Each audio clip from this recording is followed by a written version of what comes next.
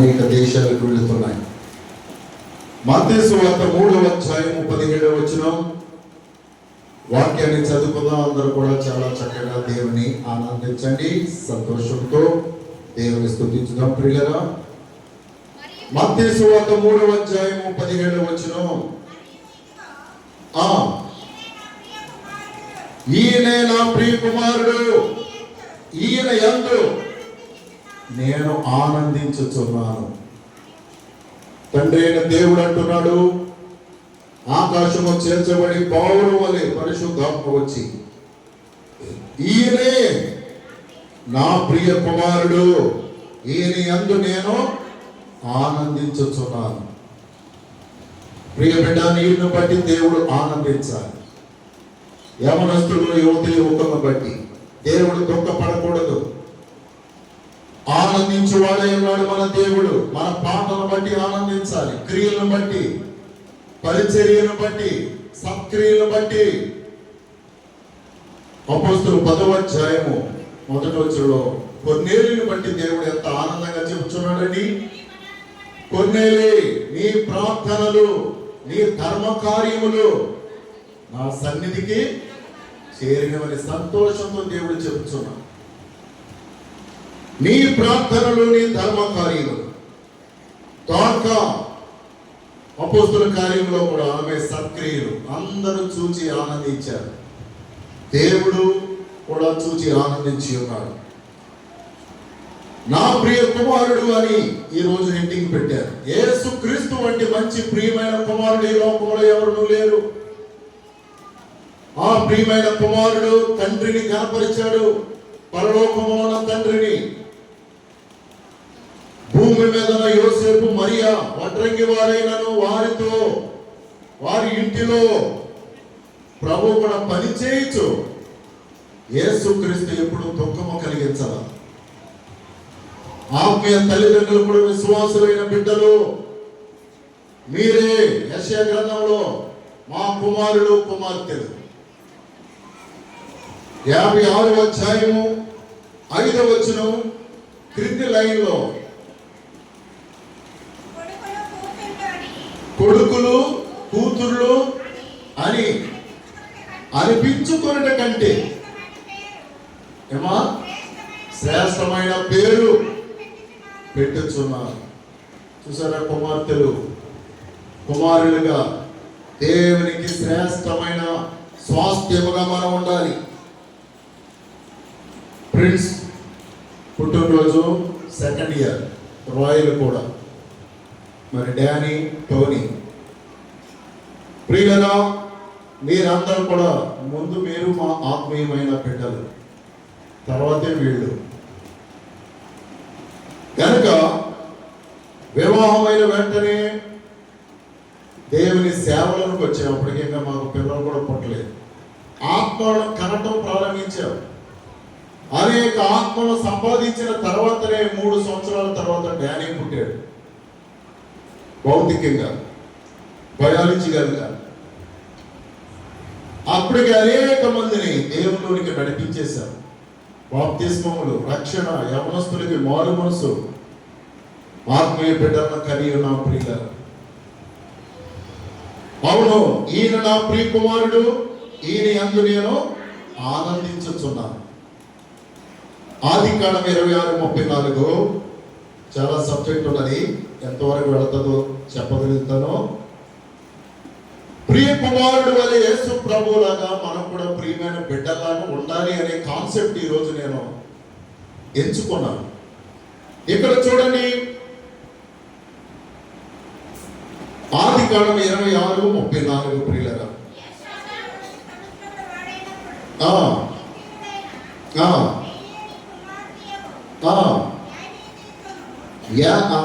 యహూదీతును హిత్తీయుడైన ఏలోను కుమార్తెయగు బాసెమతును పెళ్లి చేసుకొనెను. వీరి ఇస్సాకునకు రెబెకాకును మనోవేదన కలిగజేశారు. యాషావు బాసెమతును వివాహం చేసుకున్నాడు, అన్యురాల్ని. వీళ్ళిద్దరూ ఇస్సాకు అనే తల్లిదండ్రులకి రెబెకాకు మనోవేదన కలిగి చేశారంట. వీళ్ళ వల్ల ఏమీ ఆనందం లేదు తల్లిదండ్రులకి. యువత యువకులారా, ప్రియ కుమారులారా, మిమ్మల్ని బట్టి మీ తల్లిదండ్రులకు సంతోషం ఉన్నదా? ఎప్పుడు బాధలేనా? హ్యాపీనెస్ ఇవ్వాలి ప్రియులారా. ప్రియమైన కుమారుడు యేసు ప్రభు వారు 33 సంవత్సరాలు భూమి మీద జీవించే అద్వితీయ జనతైక కుమారుడయ్యాడు. ఈయన నా ప్రియ కుమారుడు, ఈయన యందు నేను ఆనందించుచున్నాను. కానీ ఇక్కడ యాషావును బట్టి, బాసిమతును బట్టి రెబెకా, ఇస్సాకులు మనోవేదన పొందారంట. వాళ్ళని బట్టి ఏమైనా సంతోషం ఉందా? యువకులారా, బీ కేర్ఫుల్, చాలా జాగ్రత్తగా ఉండాలి. తల్లిదండ్రులకు ఆనందాన్ని ఇవ్వాలి. మీ స్టడీలో, చదువుల్లో గుండె పగిలినట్లుగా చేయకూడదు. జ్ఞానయుక్తముగా నడుచుకోవాలి. రాత్రి విక్టోరియా కూడా ఎంతో జ్ఞానం, పైనుండి వచ్చే జ్ఞానం. లేదా మీకు జ్ఞానం పొందుకుంటే దేవుని దగ్గర అడగండి, బోడంత జ్ఞానం. నేను కూడా దేవుని దగ్గర ఎంతో అడుగుతాను జ్ఞానము. జ్ఞానం గలవాడు వీరి పాండిత్యము వృద్ధి చేసుకొనును, వివేచన గలవాడు నీతి సూత్రములు సంపాదించుకొనుడని సామెతలో రాయబడినది.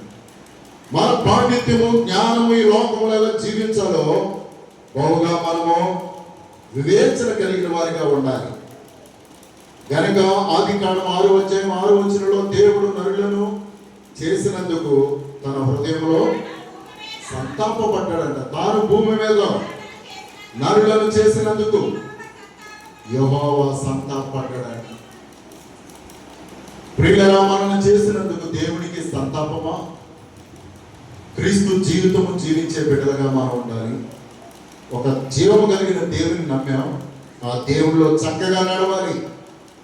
దేవుని ఆరాధించకుండా, సేవించకుండా మనం ఉంటే దేవునికి దుఃఖము కలుగుతుంది. ఆనందమును ఇచ్చే బిడ్డలుగా మనం ఉండాలి. సంతోషం ఇచ్చే బిడ్డలుగా ఉండాలి. ప్రియులరా, యాషావు చూడండి, తన తల్లిదండ్రుల కంటే ఏమి మనోవేదన తప్ప. నిజముగా మనము దేవునికి సంతోషం కలిగించేటువంటి బిడ్డగా ఉండాలి. యోహాను సువార్త 1:49. యోహాను సువార్త 1 49 నతానియేలు, బోధకుడా, నీవు దేవుని కుమారుడవు, ఇశ్రాయేలు రాజువు అని ఆయనకు ఉత్తరం ఇచ్చాను. నతానియేలు యేసు ప్రభువును చూసి, బోధకుడా, నీవు దేవుని కుమారుడు. ఇంకో మాట, ఇశ్రాయేలు రాజువు. ఈ దేవుని కుమారుడు ఎవరండి? ఇశ్రాయేలు రాజు, మన యేసు ప్రభువారు. ఇశ్రాయేలీలకే రాజా. ఇశ్రాయేలీలు అంటే దేవుని నమ్మిన ప్రజలందరూ, భూ ప్రపంచంలో అందరూ ఇశ్రాయేలీలు అనగా రక్షణ పొందిన క్రైస్తవులు. ఇది ఒక లేబుల్, బ్రాండ్. ఇది ఇశ్రాయేలీ అంటే ఒక ఇజ్రాయేల్ దేశానికి రాజు, దేవుడు అని కాదు. నీవు నిజముగా నతానియేలుతో ఇశ్రాయేలీయుడువు అంటాడు 47 యేసు నతానియేలు తన యొద్దకు వచ్చుడు చూచి, ఇదిగో ఇతడు నిజముగా ఇశ్రాయేలీయుడు, ఇతని యందు ఏ కపటమును లేదు. రక్షణ పొందిన వారు ఇశ్రాయేలీయులు. ఇశ్రాయేలీయులు అనగా క్రైస్తవులు, క్రీస్తును అంగీకరించిన వారు, రక్షణ పొందిన బిడ్డలు. వీళ్ళకి రాజు మన ప్రభువు. కనుక నీవు దేవుని కుమారుడు, ఇశ్రాయేలు రాజు, మన ప్రభు. ఇశ్రాయేలు రాజు అంటే ఏంటి? ఏలిక చేయవాడు. రాజు అంటే పరిపాలించువాడు. రాజు అనగా పోషించువాడు. ప్రభువు, ద లార్డ్. ఏ పొదువ లేకుండా చేసేవాడు. యేసు ప్రభు నమ్మితే రక్షణ, జీవము, నిత్య జీవము, పరలోక రాజ్యము, అలాగే ఆశీర్వాదాలు కూడా ఉన్నాయి. యేసు ప్రభు నమ్మితే ఆశీర్వాదాల కొరకైనా నమ్మేది అనేది కూడా కరెక్ట్ కాదు. యేసుక్రీస్తు నమ్మేది నిత్య జీవం కొరకేనా? ఆయన అన్నిటినీ ఇవ్వగలిగిన సమర్థుడు. ఏమండి, నిత్య జీవము ప్రాణం పెట్టగలిగిన ప్రభు నీకు నీ వేదన నుండి, వ్యాధి నుండి, నీ అప్పుల నుండి విడుదల చేయలేడా అంటే యేసు ప్రభు నమ్మేది చాలా మంది హైలైట్గా డబ్బు కొట్టుకొని అప్పుల కొరకు బిడ్డలు కొడతారని ఇలాగా అన్నీ చేయగలడు. ఆయన బిడ్డలను ఇస్తాడు, ఆనందాన్ని ఇస్తాడు, నీవు బాధలు ఉంటే బాధను పోగొట్టేవాడు, నిత్య జీవమును ఇవ్వగలిగిన వాడు, అన్నిటికీ సమర్థుడు. మార్కు సువార్త 11 ఈయన సమస్తమును బాగుగా చేసి ఉన్నాడు. సమస్తమును బాగు చేసే దేవుడు ఈ ప్రియ కుమారుడు. అన్యాయం చేయవాడు కాదు ఈ ప్రియ కుమారుడు. నిత్య జీవమునిచ్చాడు, ప్రాణమునిచ్చాడు ఈ ప్రియ కుమారుడు. ఇలాంటి ప్రభు నమ్ముకోవడానికి ప్రజలు గింజుకులాడిపోతున్నారు. ప్రియులారా, ఇశ్రాయేలుకు రాజు అని నతానీయులు సంబోధించినట్లుగా మరి మనము చూస్తూ ఉండి ఉన్నాం. యోహాను సువార్త 1వ అధ్యాయం 2వ వచనములో, యోహాను సువార్త, ఆయన ఆదియందు దేవుని యందు ఉండెను, సమస్తము ఆయన మూలముగా కలిగిన ప్రియ కుమారుడి ద్వారా సమస్తము కలిగి ఉన్నది. ప్రియులారా, భౌతికంగా ఏదో యోసేపు మరియలకు పుట్టినవాడే కాదు ఈయన. భూమి ఆకాశంలో చేసిన వాడు. ఈ ప్రియ కుమారుడు ద్వారా సమస్తము ఆయన మూలముగా కలిగను.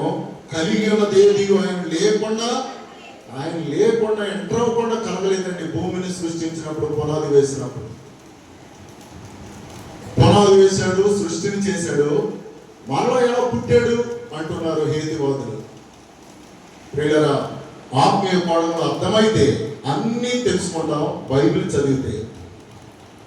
సృష్టిని చేసిన వాడు మానవులు పెడద్రోవలో వెళుతున్నారని మానవుడిగా ఆయన జన్మించాడు సన్మార్గంలో పెట్టడానికి. యోహాను 14:6 నేనే మార్గము, నేనే సత్యము, నేనే జీవము, నా ద్వారానే తప్ప తండ్రి యొద్దకు ఎవడను ప్రవేశింపలేడు. యోహాను సువార్త నిండా తండ్రి కుమారుడు అనే సంబోధన ఎక్కువగా, ఈ కాన్వర్జేషన్ ఎక్కువగా ఉంటూ ఉంటుంది. నా తండ్రి చిత్తం చేయడానికి వచ్చాను, నా తండ్రి సెలవు లేకుండా నేను పరలోకం యొక్క తండ్రి గొప్పవాడా, కుమారుడు గొప్పవాడా అంటే ఆయన లేకుండా ఈయన లేడు, ఈయన లేకుండా ఆయన లేడు. ఎవరు గొప్ప అని ఎంచడానికి వీలు లేదు. ఆరు ఏకమై ఉన్నారు, సమస్తమును సేవించారు. నీవు సాగిలపడటం, తండ్రి కుమారు పరిశుద్ధాత్మనామంలో బాప్తిసం పొందడమే నీ పని. విభాగించడానికి మనకు రైట్స్ లేవు. వాక్యము సెలవిస్తున్నది రోమా పత్రిక, యేసు క్రీస్తు అని నీ నోటితో ఒప్పుకొనుము, ఆయన నీకు రక్షణ ఇస్తాడు. రోమా పత్రిక 10వ అధ్యాయం 9వ వచనం, ఈ ప్రియ కుమారుని నీవు ఒప్పుకోవాలి రక్షకుడని. చదవండి అమ్మా. అదేమనగా యేసు ప్రభువుని నోటితో ఒప్పుకొని దేవుడు మృతుల్లో నుండి ఆయన లేపునని హృదయమందు విశ్వసించినలా నీవు రక్షింపబడదు.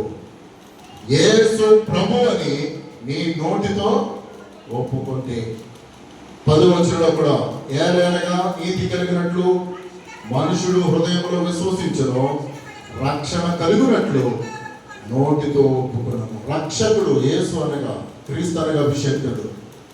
ఈయన ద్వారా రక్షణ వస్తుందని నీ నోటితో ఒప్పుకోవాలి, అంగీకరించాలి, హృదయంలో చేర్చుకోవాలి. 12వ వచనంలో యూదుడని గ్రీసు దేశస్థుడని భేదం లేదు, ఒక్క ప్రభువే అందరికి ప్రభువైయుండి తనకు ప్రార్థన చేయ వారందరి ఎడల కృప చూపుటకు ఐశ్వర్యవంతుడై ఉన్నాడు. యూదుడని లేదు, గ్రీసు దేశస్థుడని లేదు. మోకాళ్ళని ప్రభు యొద్దకు వచ్చి నిత్య జీవం కొరకు వేడుకోవాలి. భూమి మీద జీవించినప్పుడు పరలోక రాజ్యం కొరకు మనం చూడాలి. ప్రియులారా, తండ్రి అయిన దేవుడిని మనం చేరుకోవాలంటే ప్రియ కుమారుడి ద్వారానే అంగీకరించాలి, ఒప్పుకోవాలి. రక్షకుడని సేవించే బిడ్డలుగా మనం ఉన్నప్పుడు సమస్తమును కలిగి చేసాడు మన దేవుడు. మన యేసు ప్రభు లేకుండా ఏది కలగలేదు. ప్రియమైన దేవుని బిడ్డలారా, ఆదికాండం 1:1 ఆది యందు దేవుడు భూమి ఆకాశములను సృజించినవాడు. నా టాపిక్ మర్చిపోకూడదు. ఈ స్లాంగ్ ప్రియ కుమారుడు వల్ల తండ్రికి ఆనందము, ప్రియ కుమారుడు ద్వారా ఈ సృష్టి కూడా సృజింపబడింది. ఒక పుట్టడమే కాదు, ఆయన ఏదో కన్య మరియ గర్భాన్ని జన్మించడమే కాదు, సర్వ లోకములను సృజించిన వాడు ఈ ప్రియ కుమారుడు. అధికారం కలిగిన వాడు యావత్ ప్రపంచం మీద. ఆయన ఒప్పుకో, విశ్వసించు, నమ్మాలి, ఆఖరి వరకు ఆయన్ని ఫాలో అవ్వాలి. మధ్యలో వదిలేస్తే మనకు రక్షణ కలగదు. మధ్యలో విడిచిపెడితే నిత్య జీవము కలగదు. ప్రభుతో మనం ఉండాలి. హెబ్రీ పత్రిక 1:2 ప్రపంచములు ఆయన ద్వారా కలిగెను. ఈ సర్వ ప్రపంచములు, భూతల స్వర్గములు, భూ ప్రపంచములన్నీ కూడా ఎవరి మూలంగా కలిగినవి? 1:2 హెబ్రీ పత్రిక. కుమారుని ద్వారా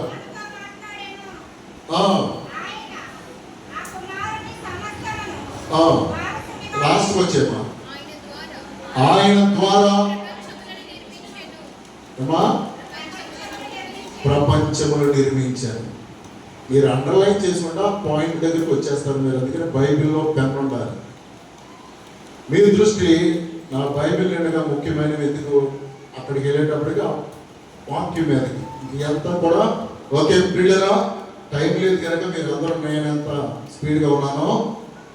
ఈ మధ్య కాలంలో కువైట్ రాజు అరబ్బీయుడు రక్షణ పొందాడు. ఆయన విన్నారా ప్రియులరా జాగ్రత్తగా? కువైట్ రాజు మహమ్మదీయుడు, ఇస్లాం కమ్యూనిటీ, ధన సంపన్నమైన దేశం. ఆయన ఈ మధ్య రక్షణ పొందినందుకు ఇస్లాం కమ్యూనిటీ అందరూ కుమ్మక్కే, రాజులు అందరూ నీవు రక్షణ పొందుతావా, యేసుక్రీస్తును అంగీకరిస్తావా? భయంకరమైన ఆయన మీద పెద్ద దుమారము, కలవరాలు. అన్ని ఇస్లాం దేశాలన్నీ, కువైట్ రాజు అంటే ప్రపంచంలో ధన సంపన్నమైన దేశమే. ఆయన రక్షణ పొందాడు. ప్రభు అయిన యేసుక్రీస్తునందు నిత్య జీవం ఉన్నదని అంగీకరించినందుకు ప్రపంచ దేశాలు, ఇస్లాం కమ్యూనిటీ అంతా కూడా దుమారము. ఆయన ఏమన్నాడో తెలుసా? నన్ను చంపేస్తే చంపేయండి, చంపేసుకోండి, కానీ నేను రక్షకుడిని, ప్రియ కుమారుని తెలుసుకున్నాను. ఆయన తప్ప వేరొక దేవుడు లేడు. పరలోకం వెళ్ళాలంటే ఏ మతములు, మార్గములన్నీ నాకు వ్యానిటీ, వ్యర్థం అనిపించింది కనుక నేను నమ్మాను.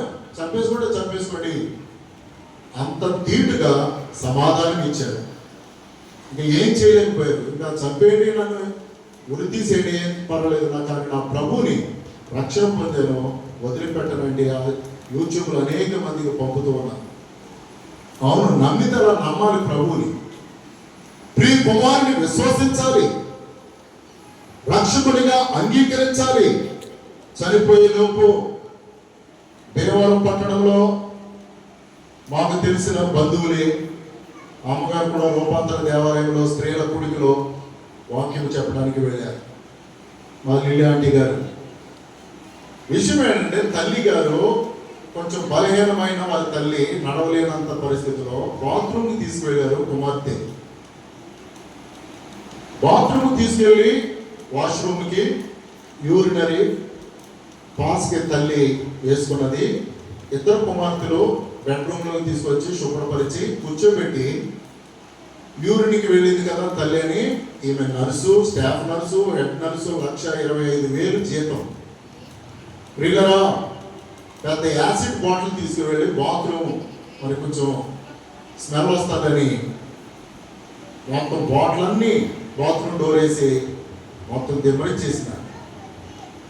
ఆ ఫోకస్కి, ఆ యాసిడ్ యొక్క పవర్కి ఆమెకు పట్టేసి ఊపిరాడక బాత్రూంలోనే చనిపోయింది. త్రోవ తప్పి మొత్తానికి ఆమె బయటకు వచ్చింది, కానీ ప్రియులరా బ్రతకలేదు. ఎంతో జ్ఞానం కలిగి చదువుకున్నటువంటి ఆమె, 1,25,000 జీతము, యంగ్ ఉమెన్. గనుక ప్రియులరా లోకము క్షణ మాత్రంలో మానవుని కొట్టుకుని వెళ్ళిపోతుంది సాతానుడు. ప్రియ కుమారుడు మనకు ప్రొటెక్షన్. నమ్మి బాప్తిసం పొందినవాడు రక్షింపబడును, నమ్మిన వారికి శిక్ష విధింపబడును. ప్రియ కుమారుడికి అంకిత భావంతో మనం సర్వింగ్ చేయాలి. మన ప్రియ కుమారుడు యేసు ప్రభువారు. ప్రియ బిడ్డలందరూ పుట్టినరోజు ఫ్రెండ్స్ కూడా ఏమంటే బిడ్డలు బట్టి మనకి ఎంత ఆనందమో సంతోషం. ఈయన నా ప్రియ కుమారుడు, ఈయన అంత నేను. అవునండి, మన మనవాళ్ళు మన బిడ్డల బట్టి మనం ఆనందించాలి. ప్రియ యవన బిడ్డల బట్టి తల్లిదండ్రులు కూడా ఆనందించాలి. దుఃఖము కలిగించకూడదు. నడవడికి చక్కగా ఉండాలి. పాస్ అవుతూ మీరే కష్టపడుచు జాబులు వెతుక్కుంటూ స్టెప్ బై స్టెప్ మా టోనీని బట్టి కూడా మేము ఆనందిస్తున్నాం. వాడే సర్చింగ్ చేసుకొని మా మీద ఏ లోడింగ్ పెట్టడు. అప్డేట్ కొత్తగా కంపెనీలు అతనే ఎత్తుకుంటూ మరి అమెరికా వీసా డిసెంబర్లో గ్రాడ్యుయేషన్ జరుగుతుంది టోనీకి. కనుక అమెరికా వీసా కొరకు మాకిద్దరికి 42,000 కట్టాడు అప్లికేషన్కి. సో కట్టి వెళ్ళిపోయాడాన్ని క్లియర్ చేసుకుని రేపు ఎలాగ వెళ్ళాలో. సరే, ఎప్పుడైనా మేము వెళ్ళటానికి అంటే గ్రాడ్యుయేషన్ లోపే పేరెంట్స్కి వీసా పెట్టుకోవాలి పర్మిషన్ కొరకు. మన గ్రాడ్యుయేషన్ అయిపోయిన తర్వాత తల్లిదండ్రులకి వీసా పెట్టుకోవడానికి అవకాశం ఉండదు. అందుకనే ఇప్పుడు బుక్ చేయటం అనేది జరిగినది. ఓకే, అదంతా మనకు అవసరం కాదు కానీ అందుకనే హెబ్రీ పత్రిక 12:3 క్రీస్తును సేవించుటలో భక్తి చేయటంలో అలసిపోతున్నవా ప్రియ దేవుని బిడ్డ? ప్రియ కుమారుని సేవించలేను, ప్రార్థించలేను, స్తుతించలేను అనకూడదు. మనం ఆయన నమ్మి విశ్వాస యాత్రలో భక్తి జీవితం కలిగిన వారిగా ముందుకు వెళ్ళాలి. 12వ అధ్యాయం 3వ వచనం హెబ్రీ పత్రిక, మీరు అలసట పడకయు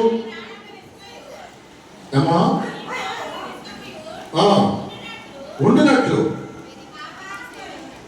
నాకు సరిగ్గా అందట్లేదు. మీరు అలసట పడకయు మీ ప్రాణము విసుగకయు ఉండినట్లు పాపాత్ములు తనకు వ్యతిరేకముగా చేసిన తిరస్కారమంతయు ఓర్చుకొనిన ఆయనను తలంచుకొని మీరు పాపముతో పోరాడుటలో రక్తము కారినంతగా ఇంకా దాన్ని ఎదిరింపలేదు. రక్తం కారినంతగా క్రీస్తుని సేవించాలి మనం. ఈ కష్టాలు నిందలు పెద్ద ఏమీ కాదు ప్రియులారా. రాజుబాబు గారు మంచి పోస్ట్ పెట్టారు నిన్న. అవును, ఆడలిగాడు, ఈడు దాన్ని అన్నారు. మనుషుల వైపు చూసి కాదు భక్తి. గ్లాసు నీళ్ళు తీసుకురమ్మా అన్నాడట బోధకుడు. చర్చి చుట్టూ తిరుగు. ఆడ మంచోడు కాదు, ఏళ్ళ సెల్ ఫోన్ చూస్తారు. అతడు ఎలాగ ఉన్నాడు? ఎందుకు నీకు? నీ భక్తి నువ్వు అలసట పడకుండా, భయపడకుండా నీ భక్తి నువ్వు చెయ్యి. సంఘాలు ఇయే నేను మానేస్తాను. ఎవరికి? ప్రియ కుమారుని సేవించుటలో నీవు నిమగ్నమై ఉండు. ఆయన నీకు రక్షణ ఇస్తాడు, బలపరుస్తాడు, బ్రతికిస్తాడు, ఆరోగ్యం ఇస్తాడు. గత వారంలో పరారు దేశాయి అనే ఒక ప్రపంచ ధనవంతుడు చనిపోయాడు. విచిత్రం అనిపించింది. 2,000 కోట్లు 2 లక్షల కోట్లు కలిగిన వాడు పరారు దేశాయి. 60 దేశాల్లో ఆయనకి వ్యాపార వాణిజ్య రంగాలు ఉన్నాయి. 60 దేశాల్లో ఆయనకి హవాలా కలిగిన వాడు. గడగడలు ఆడతాయి. 46 సంవత్సరాలే. అనేక బౌన్సర్లు ఉన్నారు, బాడీ గార్డులు ఉన్నారు ఆయనకి. ఒకరోజు మార్నింగ్ వాకింగ్కి వెళ్తానికి బయలుదేరాడంట. అనేక కుక్కల గుంపు ఆయన మీద పడిపోయి అంట. ఆ కుక్కల గుంపు ఆయన మీద పడి కొరికేస్తూ ఉంటే, చీరేస్తూ ఉంటే ఆ బాబులు తట్టుకొని పరిగెత్తుకొని కాలుకి ఏదో అడ్డుపడి ఒక బండ మీద పడిపోయాడు. బండ మీద పడి తల పగిలి మొత్తం ఇంజ్యూర్ అయిపోయి చనిపోయాడు. ఆయన హాస్పిటల్కి తీసుకుని వెళ్ళినా అక్కడికి వెళ్ళి పక్కన మోటార్ సైకిల్ మీద వెళ్తూ అప్పటికే అప్సెట్ అయిపోయాడు. 2 లక్షల కోట్లు 60 దేశాల్లో అనేక బిజినెస్ వ్యాపార వాణిజ్యాలు కలిగిన వాడి కుక్కలు కలిసి చచ్చిపోయాడంట. బాడీ గార్డులు లేరా అంటే ఎన్నో మంది బాడీ గార్డులు, బౌన్సర్లు అని కొత్త పేరు వచ్చింది కదా ఈ మధ్య, బౌన్సర్లు. బాడీ బిల్డింగ్ ఉన్న వాడికి ఎంతో మంది ఉన్నారు సెక్యూరిటీ. ఏ ప్రయోజనం? ప్రియ కుమారుడు లేకపోతే, నీకు దేవుడుగా రక్షకుడుగా ఆనందింపజేసే దేవుడు లేకపోతే ఈ లోకంలో ఎన్ని లక్షల కోట్లు వ్యర్థమే. ప్రియ కుమారుడు నేను సేవ్ చేస్తాడు. నేను నా ఇంటి వారిను యెహోవాను సేవించాలి. ప్రియుల జీవము కలిగిన దేవుని మనం సేవించాలి. ఆయన మార్గమును నడవాలి. అలసట పడకుండా, బెదిరిపోకుండా, అయ్యో అని కృంగిపోకుండా ఈ లోక అలజడులకి హెబ్రీ పత్రికలో చెప్పినట్లు మీరు అలసట పడకయు మీ ప్రాణములు విసుగకయు ఉండునట్లు పాపాత్ములు యేసు ప్రభువు చేసిన వాటిని తలంచుకొనండి. రక్తము కారణంతగా క్రీస్తును ప్రియకుమారుని లోకము హింసించలేదా? యోహాను సువార్తలోనికి వెళదాం. యేసు ప్రభువుని ఈ లోకం ఎంత ద్వేషించిందో ఆయన ముందెట్టుకుంటే నీకొచ్చిన శ్రమలో, నీకొచ్చిన నిందలో తుచ్చమైనవిగా ఉంటాయి. యోహాను సువార్త 1వ అధ్యాయం 11వ వచనం. యోహాను సువార్త 1వ అధ్యాయం 11వ వచనం చూడండి బిడ్డలారా. ఆయన తన స్వకీయుల యొద్దకు వచ్చెను. ఆయన స్వకీయులు ఆయన అంగీకరింపలేదంట. స్వకీయులు అంటే ఎవరు? సొంత జన్లే, రిలేషన్స్. ప్రభుని అంటే అసలు లెక్క చేసేవారు కాదంట, నమ్మేవారు కాదంట ఆయన మాటలు, ఆయన బోధ. అవునండి, నేను ఎక్కువ హింసించేది నీ ఇంట్లో నీ బంధువులే, నీ స్వజనులే. ఎవరు ఆదరించరు ప్రియులరా. ఇంకా బయట కొంచెం రొట్టె అయినా పెట్టి వెళ్ళిపోతాం, టీ అయినా ఇచ్చి. Don't care. క్రీస్తు ప్రభు ప్రియకుమారుడు వీటన్నిటిని దాటుకుని వచ్చి నీ ముందున్నాడు. ఆయనే నిన్ను ఉద్ధరించగలిగిన వాడు. తన స్వజనులు ఎవరు ఆయన్ని అంగీకరించలేదంట. అలా నువ్వు మా మధ్య పుట్టలేదా? యేసేపుకు ప్రభు తర్వాత యేసుక్రీస్తుకు 4 కుమారులు పుట్టారు. 2 కుమార్తెలు పుట్టారు. వాళ్ళు కొందరి పేరు యోసేపు, యాకోబు, యోధా.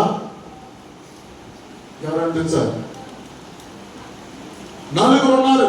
వీళ్ళ పత్రికలు రాశారు. యోహాను సువార్తలో యోధా పత్రిక, యాకోబు పత్రిక యేసు ప్రభు సహోదరులే. బయోలాజికల్ గా యేసుక్రీస్తు ప్రథమ కుమారుడిగా ఉన్నాడు. ఈయన పరిశుద్ధాత్మ వల్ల కలిగిన తర్వాత యోసేపు మరియల వివాహ దాంపత్య జీవితంలో మరో 6 పుట్టారు. ఈ 6 ఇంట్లో ఉన్నా కానీ యేసుక్రీస్తుని ఎప్పుడు అంగీకరించేవారు కాదు. అలా చెప్పేవు కానీ అసలు ప్రభు బోధలు, వాక్యమైన ప్రియకుమారుడు పరలోకములో వచ్చిన వాడు, ఈయన డిఫరెంట్ గా ఉన్నాడు, ఈయన పనులు మహిమతో కూడినవిగా ఉన్నాయని ఎప్పుడు గుర్తించరా? నీ స్వజనులు, నీ ఇంటి వారు, నీ బంధువులు నేను ఎప్పుడు గుర్తించగలవు? నీ విలువ, నీ ఖ్యాతి అయినను నిబ్బరము, ధైర్యం కలిగిన వారిగా ఉండాలి మనం అందరం. యేసు ప్రభు వారు ఏమంటున్నది ఇక్కడ? తన స్వజనులు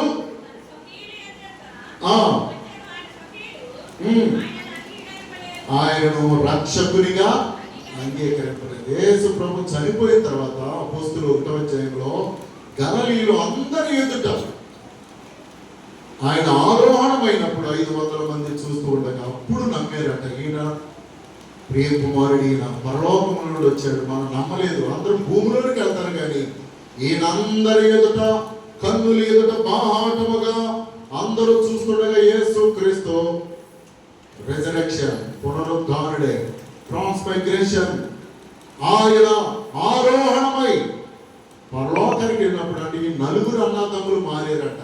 అప్పుడు అంగీకరించారంటే ఈయన నిజముగా దేవుని కుమారుడు. శతాధిపతి అంటే సిలువ దగ్గర డొక్కలో పొడిచినప్పుడు ఈయన నిజముగా దేవుని కుమారుడని అంగీకరించారు.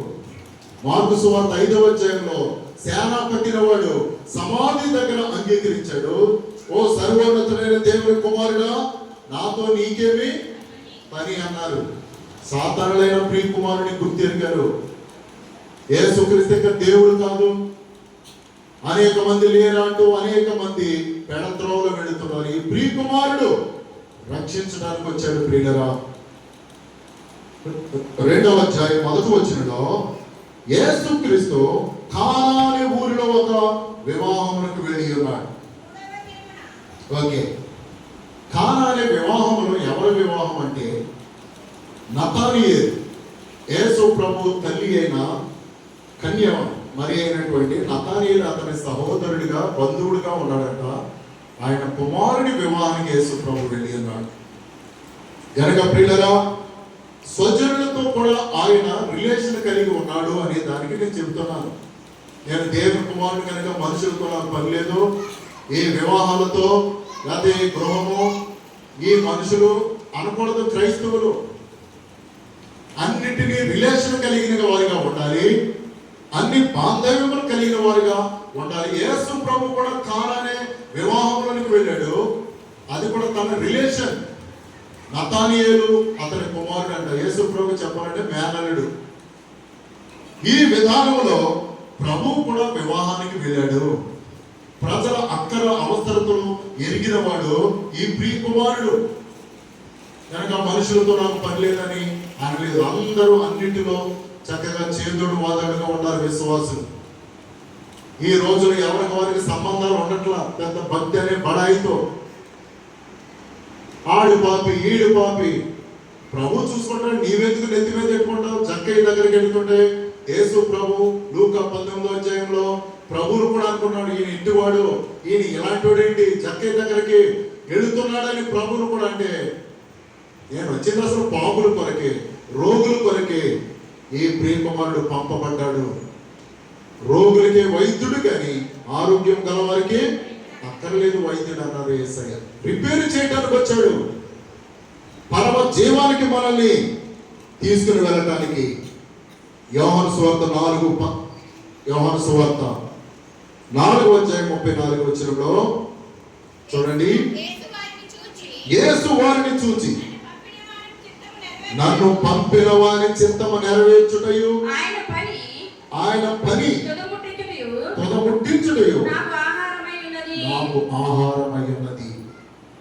30 సంవత్సరాలు కూడా తన తండ్రి పని, ప్రొఫెషనల్ వడ్రంగి పని, కార్పెంటర్ పని యేసు ప్రభు చేసేదాన్ని. 30వ సంవత్సరం నుండి ప్రభు ఎందుకు ప్రపంచం బోధనలోకి వచ్చి ఉన్నాడంటే 30 సంవత్సరాల వరకు యూదులు ఒక శాస్త్రి లాగా బాధకుడు లాగా అంగీకరించరు. 30 years వస్తేనే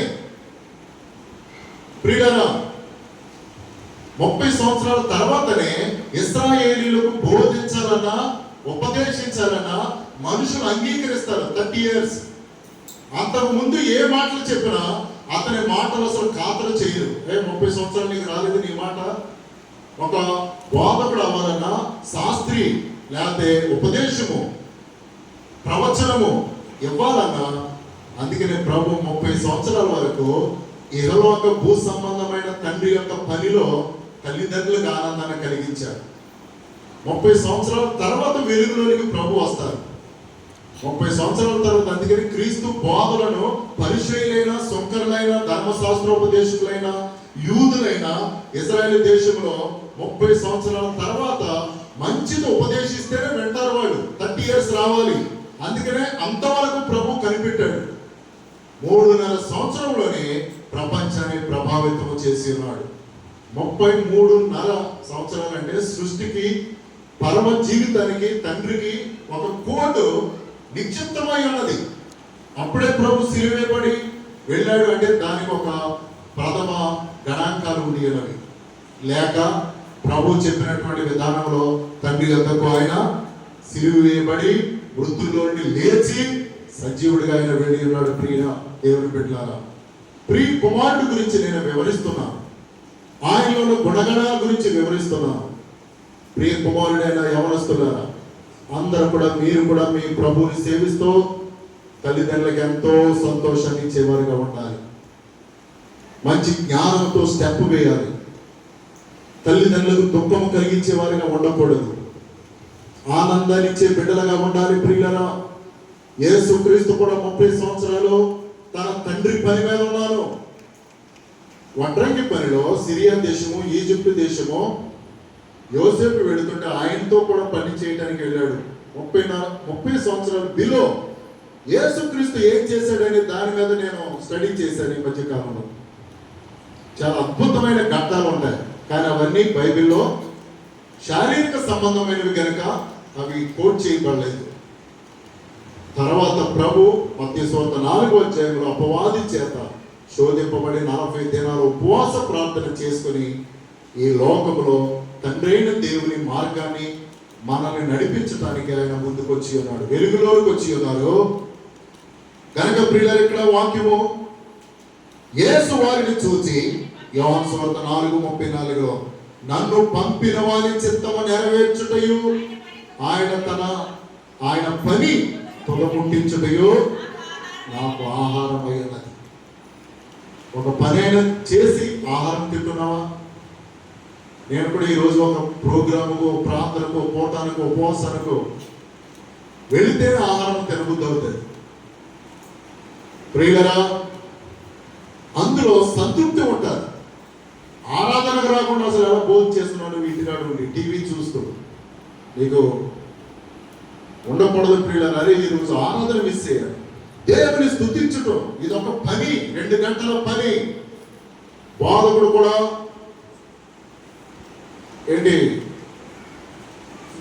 ఏమని చెప్పి ఉన్నారంటే, 1 గంట మేము నిలబడి స్ట్రైట్ బోధిస్తేనట 3 గంటలు పని చేసిన వాడితో సమానం అంటాడు రాజమండ్రి జాన్ వెస్లీ గారు.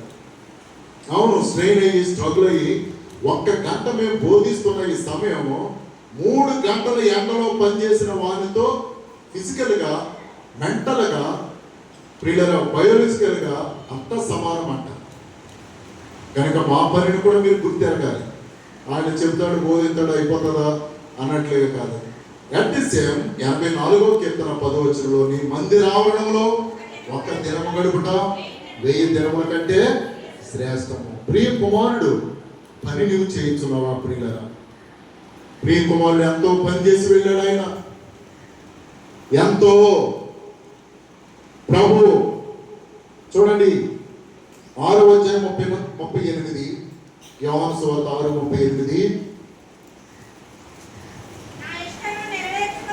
నా ఇష్టము నెరవేర్చుకొనుటకు నేను రాలేదు, నన్ను పంపిన వారి చిత్తము నెరవేర్చుటకే పరలోకములో నుండి దిగి వచ్చిన ప్రియ కుమారుడు. ఎంత సమర్పణ ప్రియులరా, సబ్మిషన్. ఈ ప్రియ కుమారుడు తండ్రైన దేవుని ఎంత ఆనందపరిచాడు. భూమి మీద ఉన్న మనుషులందరూ ఆయన బిడ్డలే, ప్రియమైన బిడ్డలే. మరి మనం ఆయన పనిని మనం చేయించున్నాము, ఆయన చిత్తాన్ని ఒక్కటైనా నెరవేరుస్తున్నాము. అన్ని మన చిత్తాలే. ప్రియులరా, నా ఇష్టము నెరవేర్చుకున్నట్టుకు నేను రాలేదు, ఈ ప్రియ కుమారుడు నన్ను పంపిన వారి చిత్తము నెరవేర్చుట కొరకే పరలోకంలో నుండి దిగి వచ్చింది. అడుగుతావు, సడుగుతావు, గొణుగుతావు. ఒక్క పని చేయడానికి బోల్డని నెపాలు. లూకా సువార్తలో వారందరూ అనేక నెపములు మోపిరి అని ఉంటుందండి. లూకా సువార్తలో ప్రభువు నన్ను వెంబడించి కొంచెం నా పని చేయండి అంటానంట. వాళ్ళందరూ అనేక నెపములు. 14వ అధ్యాయం లూకా సువార్తలో 18వ వచనం అన్నసరి కానీ అయినా కానీ అయితే వారందరూ ఏక మనసుతో నెపములు చెప్పసాగిరి. ఏక మనసు అయిపోతుంది. నెపాలు చెప్పాలంటే ఒక చెడుగుకు కమిట్మెంట్ అయినంతగా గ్రూపు ఒక మంచికి ఫామ్ అవ్వరండి. మంచి చేయాలంటే విడిపోతారు, పొసగ దశలే. కానీ ఒక చెడుగు మాత్రం మెంటల్ అన్నీ కలిసిపోతాయి. నేను ఎక్కువ లోకంలో, కుటుంబాల్లో, సంఘాల్లో చూసేది అదే. ఒక చెడుగు కొరకు కలిసిన మెంటాలిటీ. ఒక మంచి చేయాలంటే వెంటనే అసలు మనసులు కలవు, కానీ అదే చేయాలి ప్రియుల. దాన్ని చేయటానికే మనం ఇష్టపడాలి. అలా చేయటానికి మన మనసులను బలోపేతం చేసుకున్నప్పుడు దేవుని ఆశీర్వాదము మనకుంటుంది, దేవుని దయ మనకుంటుంది.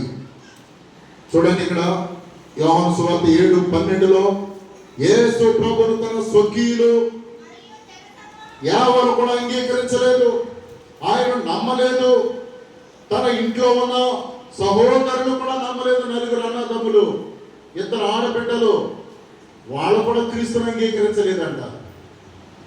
కనుక ప్రియులారా, ఈ లోకంలో ఎలా ఉన్నా నువ్వు దేవుని సేవించాలి. ఎన్ని కష్టాలు వచ్చినా, ఆర్థిక ఇబ్బందులైనా, ప్రియ కుమారుడి అన్ని జయించుకొని ఇంట్లో వాళ్ళు లేకపోతే లోకము ఆయన ద్వేషించినా కానీ, చదవడమా నేను ఏం చెప్పాను, ప్రభు జన సమూహములను ఆయన కూర్చి గొప్ప సడుగు పుట్టెను. కొందరు ఆయనను మంచివాడని, మరి కొందరు ఆయన మంచివాడు కాడు అనిరి. ఆయన ఇంకా జనులను ఈయన మోసపుచ్చేవాడు రా బాబు. యేసు ప్రభుని అన్నారంట, ఈ ప్రియకుమారుని స్వస్థపరిచినందుకు రక్తస్రావ రోగము కలిగిన స్త్రీ.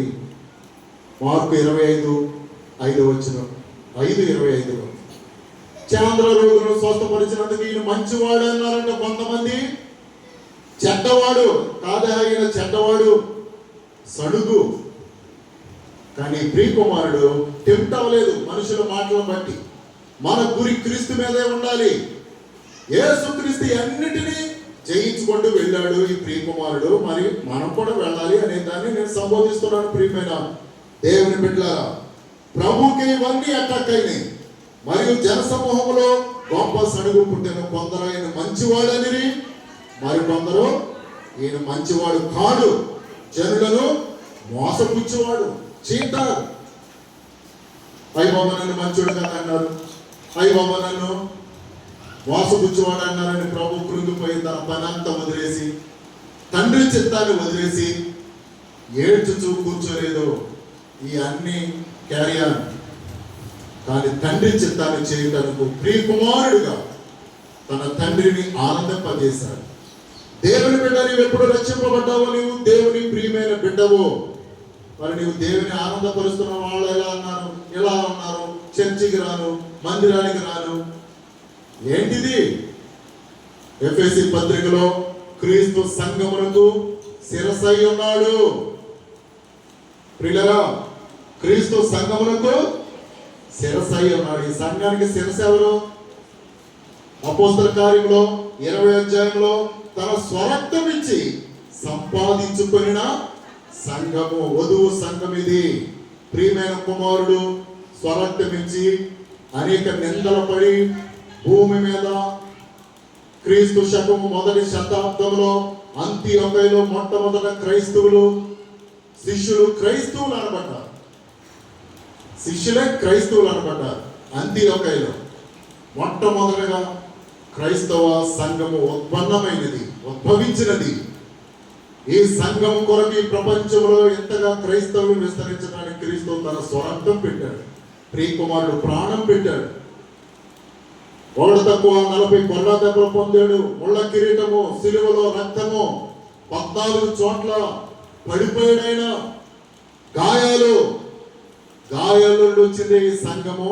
ఈ సంఘములకు ఎఫెసీ 5:23లో సంఘమునకు శిరస్సు క్రీస్తు అయి ఉన్నాడు.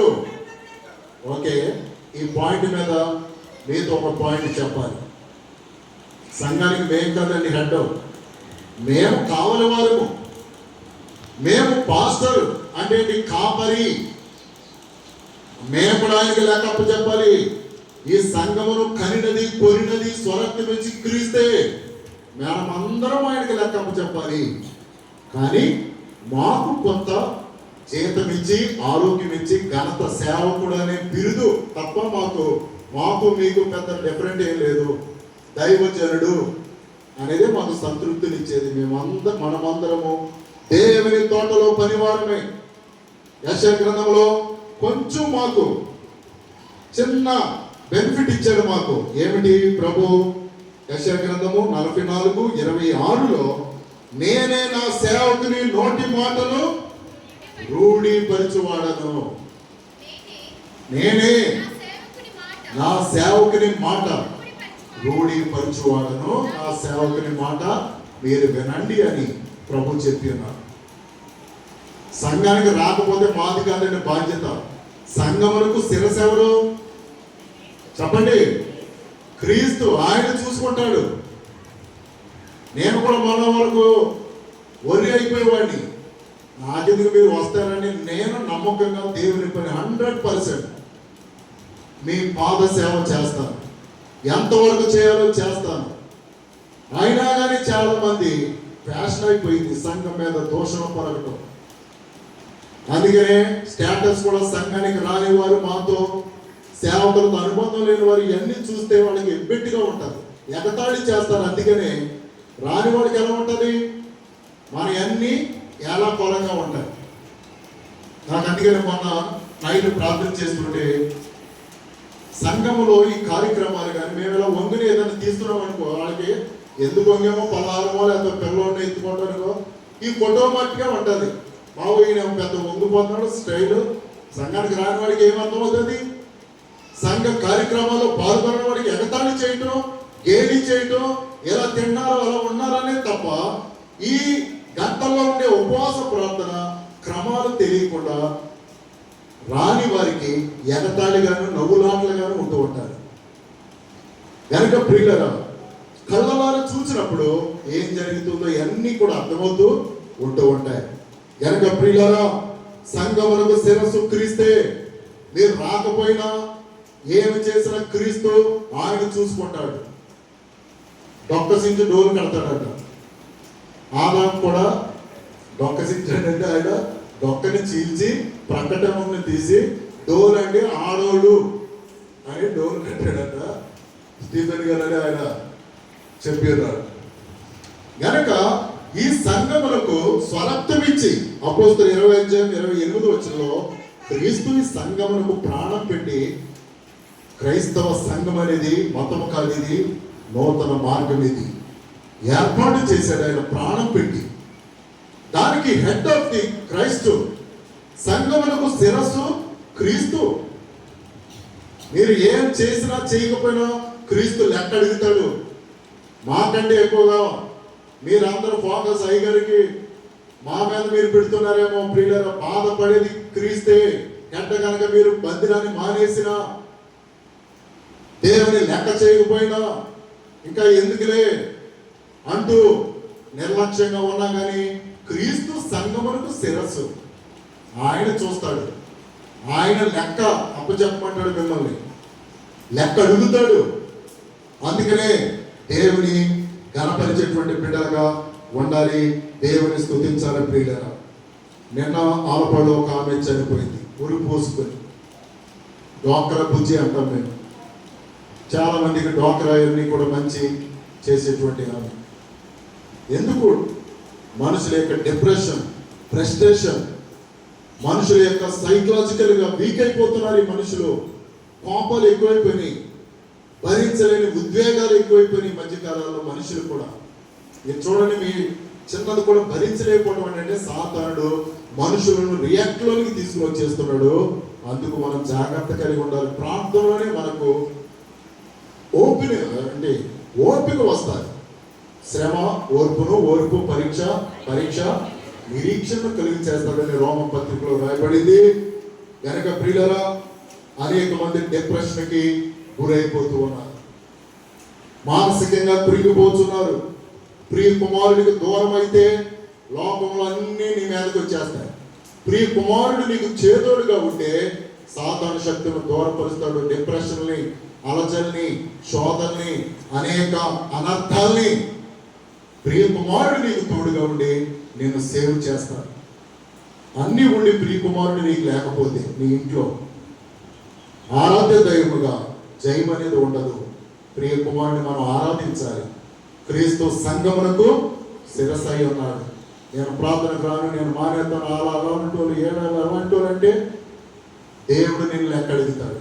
మేము కాదండి, మీరు వస్తే 10 మంది వచ్చినా మేము ఆరాధన జరిగిస్తాం, మిమ్మల్ని మెచ్చుకుంటాం. వీళ్ళే మా ప్రియ బిడ్డలు, మేము కూడా ఆనందించాలి ప్రియులారా మిమ్మల్ని బట్టి. ఎందుకనగా దైవజనుడు ఆత్మీయ తండ్రిగా మాకు బాధ్యత. భూమి మీద ఉన్నంత వరకు ఈ తోటను ఖాయమని మాకు అప్పచెప్పాడు. 100% మిమ్మల్ని అందరినీ దేవుని ప్రియకుమారుని మార్గంలో నడిపించడం. తండ్రితో మనం అందరం ఏకమైపోవాలి. అప్పుడు అక్కడ పరమ విందులో పాల్గొనాలి. పరలోక రాజ్యంలో ప్రియకుమారుడితో కూడా తండ్రి కుడిపార్శ్వమున ఆనుకునే బిడ్డలుగా ఉండాలి. ఎవరైతే క్రీస్తుని అంగీకరించరో, నమ్మరో, నమ్మి కూడా దేవుని సేవించకపోవడం కూడా నీకు ఫీలింగ్ అందదు. ఏదో రక్షణ పొందేసి ఇంకా లోకంలో ఉంటే క్రీస్తు వాక్యము ఆయన సారం అనే ఫీలింగ్. చిన్న మెసేజ్ కూడా తయారు చేసిన తర్వాత అది కూడా మనము బలపరచబడాలి. ఇప్పుడు కాలంలో ఎక్కువ కాంప్లికేషన్ ఏంటి? రక్తం తక్కువైపోవడం. హిమోగ్లోబిన్ అన్నాడు, ప్లాస్మా 3% వెళ్ళిపోవడం. ఎంత బలవంతుడు పైకి బాగా ఉన్నా నాకు బ్లడ్ 3% ఉంటుంది. ఎందుకు? ఫీడింగ్ లేక, బలమైన ఆహారం లేక, పోషక విలువలు లేకుండా ఉన్నందువల్ల. రక్షణ పొందేసి లోకంలో ఉంటే నీకు వాక్యము, ప్రార్థన, సేవకుని వాక్యము లేకుండా ఉంటే నీవు ఎలా బలవంతుడిగా ఉంటావు? వీక్ అయిపోతావు. హార్ట్ ట్రబుల్ ఎక్కువ వచ్చేస్తుంది. నిన్న కాక మొన్నే తిమ్మరాజు కాలనీలో కూడా ఒక ఆమె హార్ట్ అటాక్తో చనిపోయింది. కోయిటకి వెళ్ళి వచ్చింది, మంచి బంగారం బాగా ఉన్నది. ఉండే లోపు తెల్లవారుజాము మొహం కడుక్కుంటూ ఉండగా హార్ట్ అటాక్ వచ్చి చనిపోయింది. భర్తకు మతిపోయి రాత్రి మొత్తం ఏంటి అలచడిగా ఉన్నదంటే ఆ భర్తకు మతిపోయి ఎక్కడికి వెళ్ళిపోయాడు. గనక ప్రియులలో లోకం ఎంతో భయంకరంగా ఉన్నది. ప్రియకుమారుడిని నీవు సేవిస్తున్నావా? ఈయన నా ప్రియకుమారుడు, ఈయన యందు నేను ఆనందించుతున్నాను, కనుక నన్ను పంపిన వాని చిత్తము చేయటానికి నేను వచ్చానని ప్రియకుమారుడు అన్నాడు. తండ్రి పనుల్లో కూడా మనం చేయాలి. ప్రియులరా, యూపీఎఫ్ సేవకుల సదస్సుకి మీరందరూ చక్కటి పనులు, ఆ లిస్టులో ఉన్న వాళ్ళందరి పేర్లు చదువుచు ఎవరేమి ఇచ్చారో వాళ్ళ కొరకు ప్రార్థన చేయించున్నాం. నాకెంతో ఆనందం అయిపోయింది. మాకే కాదండి, వచ్చిన సేవకులకు, దైవజనులకి స్టేటస్లో చూసిన వాళ్ళు కూడా బోర్డంత మంది మాకు ఫోన్లు చేసి అసలు కనీవిని అరగని రీతిగా ఇలాగ చేయటం అనేది మేము ఎక్కడ కూడా చూడలేదు. మేము కూడా ఇలా చేయాలి. సేవకులు అనేక మంది ఇన్స్పిరేషన్గా ఆ ఫ్లెక్సీలో ఉన్న ఫోటోలు తీసుకొని, కొంతమంది అయితే మా జాషువా అయితే ఎందుకంటే కొంచెం డంబంగా ఉంటుందని ఫ్లెక్సీ అవతలకి తిప్పేశారు. నేను లేదు, అనేక మంది కొంచెం మాదిరిగా ఉండటానికి మరణం వెలుపలికి తిప్పినప్పుడు అందరూ చూసి అందరూ ఫోన్లో ఫోటోలు తీసుకుని వెళ్ళారు. ఇలాగ మేము చెప్పాలి, ఇలా చేయాలి, ఎప్పుడు మేము కూడా చెప్పలేదు అని. ఈయన నా ప్రియకుమారుడు, ఈయన యందు నేను అవును ప్రియమైన దేవుని బిడ్డ. కుమారులారా, మిమ్మల్ని బట్టి మేము కూడా సంతోషించాలని. అప్పుడు మీరు దీవించబడతారు, అభివృద్ధి పొందుతారు, ఎంతో గొప్పవారు అవుతారు. మా ఇంట్లో ఉన్న బిడ్డలైనా, సంఘంలో ఉన్న బిడ్డలైనా, ప్రపంచంలో క్రీస్తుని ఎరిగిన బిడ్డలైనా తండ్రిని మనం ఆనందపరచాలి.